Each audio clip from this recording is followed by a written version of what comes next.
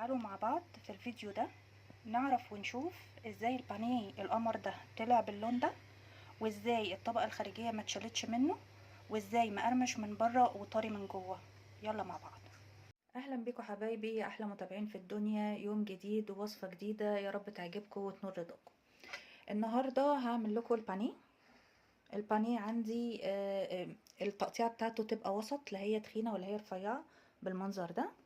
وهقول لكم الطريقه بتاعتي فيه ايه، يا رب تعجبكم. حابه اقول لكم ان الطريقه دي هتخليه ناشف من بره وطري من جوه، يعني مقرمش من بره وطري من جوه. طريقه حلوه جدا. لو في برضو حد يكون بيشتغل ولا حاجه وعايزه تحطيه في التتبيله بتاعته في الفريزر، ولما تيجي يبقى جاهز على التحمير، بتطلعيه قبلها ب10 دقايق ربع ساعه وبتحمريه وبتحمريه، فما بياخدش وقت في الفك قوي، وبتلاقيه مش مفهوش السوائل اللي عامل زي العجينه كده، لا بتلاقي الواحده بوحدتها وحلوه جدا وهتعجبكم. يلا بينا مع بعض. هنبتدي بقى هنا نعمل التتبيله بتاعته. ناخد على قد ما احنا عايزين لان الكميه كبيره، فانا هاخد تقريبا 3 معالق بصل. التتبيله هتبقى عباره عن بصل،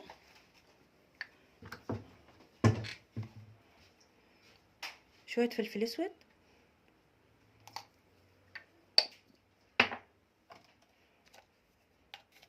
شويه ملح،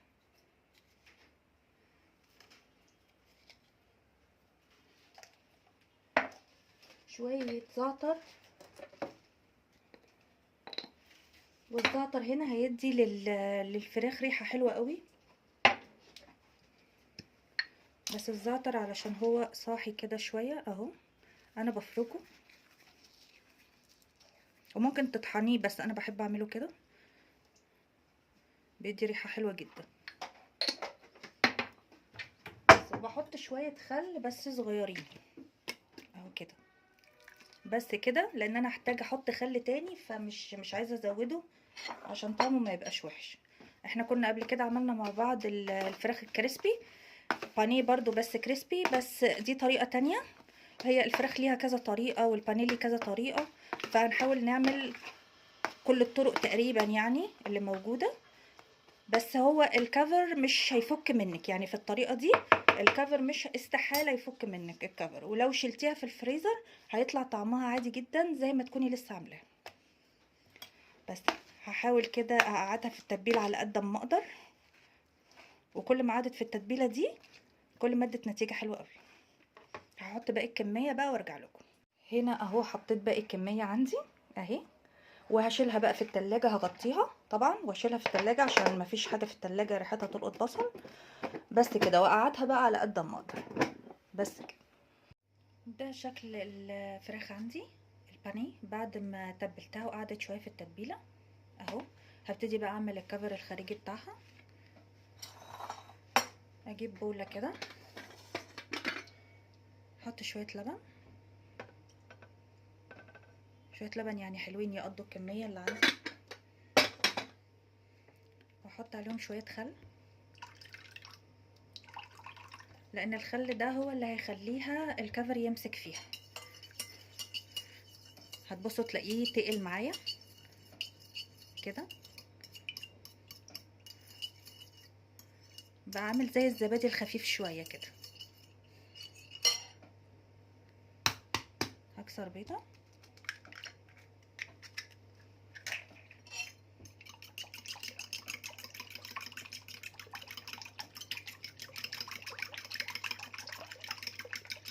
كده بالمنظر ده.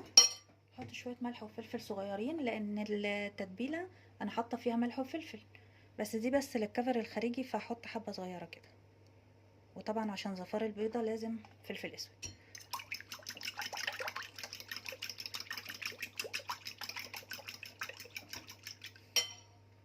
في صينيه تانية عندي هجيب بقسماط ناعم، بقسماط ناعم بس، من غير ولا نشا ولا دقيق ولا اي حاجه. بصوا عندي هنا الدنيا ابتدت تتقل في البيض واللبن، بصوا. وبقسماط ناعم بس من غير اي حاجه، من غير لا نشا ولا اي حاجه. اخد بقى الفراخ بالمنظر ده، انفضها كده لو في بواقي بصل او حاجه انزلها كده في البيض واللبن، وبعد كده على البقسماط على طول. بس بضغط قوي، بضغط البقسماط فيها قوي كده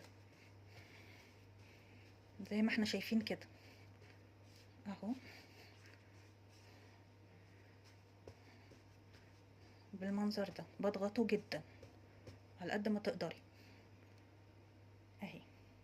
نشوف واحدة تاني ونفضه كده اهو كده، لا هيفك منك ولا هيعمل العجينة اللي الكل بيشتكي منها، ان هو لما بتطلعيه من الفريزر بتبص تلاقيه عمل زي عجينة كده. لا لا، هنا مش هتلاقي اي حاجة من دي خالص اهو. بندوس قوي كده اهي لغاية ما تبقى بالمنظر ده اهي. واحدة تاني. الطريقة دي حلوة قوي قوي في التخزين، يعني لو انت عايزة تخزنيها وهي بالكفر بتاعها ما تقلقيش منها خالص، مش هيجرى لها اي حاجة، وهتطلعيها على التحمير على طول. واحسن طبعا اكيد من الحاجات اللي بتتباع جاهزة، انا مبقتنعش بيها اصلا يعني. دي حاجتك انت عاملاها في بيتك وضامنة نظافتها افضل من الاكياس اللي بتتباع جاهزة على الآلية دي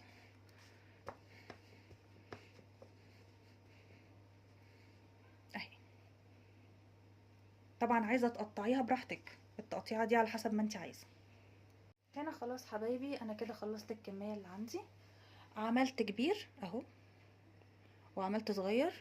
صغير لو احنا عايزين نعمل مثلا سندوتشات، طالعين رحلة وبنجهزه في الفريزر، طالعين تاني يوم رحلة عايزين نحمر الصبح عشان نعمله سندوتشات، فالحجم ده حلو جدا الصغير ده.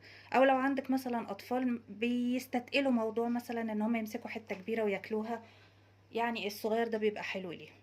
انا هنا هتلاحظوا ان انا ما حطيتش بلاستيك بين الطبقات، لان انا واثقة ومتأكدة انه مش هيلزق اهو. الواحدة بوحدتها اهي. على فكرة الطريقة دي انا معتمداها من سنين، وان شاء الله تعجبكم وتعتمدوها انتوا كمان. هستنى بقى عليه شوية، هحطه في التلاجة واستنى عليه شوية لغاية ميعاد التحمير واحمره عادي. نيجي بقى للبانيه بعد ما طلعناه من التلاجة. بصوا اهو، الواحدة بوحدتها اهي. اسفة اهو اهو، وماسكة فيه الكفر اهو، مفيش واحدة مقشرة ولا اي حاجة. هنبتدي بقى نحمر. الزيت يكون عندي اهو، واستنى اما يسخن قوي، ما استعجلش واحط فيه على طول، لا استنى اما يسخن قوي. والنار يعني تعتبر وسط، بس ناحية العالي شوية، يعني مش عالية ومش وسط، يعني بين الاتنين. تمام كده. وهطلع على شبكة اهو، انا مجهزاها ان انا اطلع عليها على طول، ما بطلعش ولا على منديل ولا على ورق ولا على اي حاجة، هو ده اللي بطلع عليه. نبتدي بقى مع بعض نحمر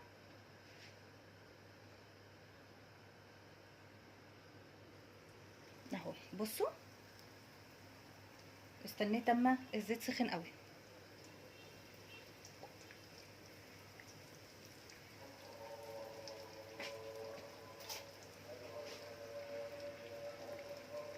اهو، وما قلبوش خالص غير لما يحمر من تحت. ناخد بالنا ان انا بستنى عليها. بصوا يعني انا حمرت قلبت دي علشان لقيتها من الجناب احمرت. بصوا اهي، لما تبتدي من الجناب تحمر بقلبها، غير كده ما باجيش ناحيتها خالص. انا حابه بس اوريكم اول اتنين طلعوا، شايفين اللون تحفه تحفه، ولا حاجه وقعت ولا حاجه باظت مني ولا اي حاجه. لو مشينا بنفس الخطوات اللي انا قلت لكم عليها هيطلع نفس النتيجه دي. قسمت لكم واحده نصين اهو علشان تشوفوها اهي، والكفر ثابت فيها، سمكها حلو جدا، مش شاربه زيت على فكره اهو، ولونها اهو. ده شكل طبقنا النهائي بعد ما حمرناه واخد اللون الذهبي اهو، مش شارب زيت، مقرمش اهو من بره اهو. تحفه يا جماعه، والف هنا للي يجرب، واشوفكم في فيديو جديد.